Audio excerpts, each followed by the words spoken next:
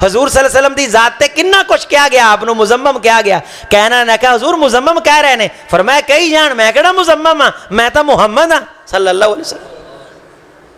हर गल नूं इज्जत बेइज्जती का मसला ना बनाया करो। फलाने ने मैनू गल करती मेरी बेइज्जती होगी, एडा तू सैयद किते रहिंदा नहीं, तेरी बेइज्जती होगी नवाब दी, कोई मसला नहीं।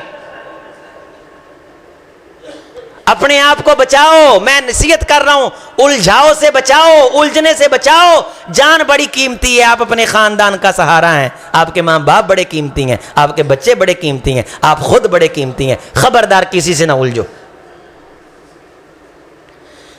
हर वो मामला जो थाने कचहरी की तरफ जाता है उससे बचो, मैं नसीहत कर रहा हूं। परे पंचायत बह के मसला हल कर लो, किसी वड्डे दे लड़ लग जाओ, किसी चंगे दे मगर लग के मसीते बह के मसला हल कर लो। अल्लाह कई किस्म दी खराबियां तो तुहानू महफूज कर लेगा। यकीन मनो, एक बंदा गाल कढ़ रहा हो ना, तवज्जो करो, खुदा दी कसम अगला बंदा चुप कर जाए, 5 मिनटां बाद उन्होंने आपे ही शर्म आ जाती, वो अंदरों लानतां पैण लग पैंदियां उन्होंने, बगैर तो वो चुप किया तू भौंकी जा रहे।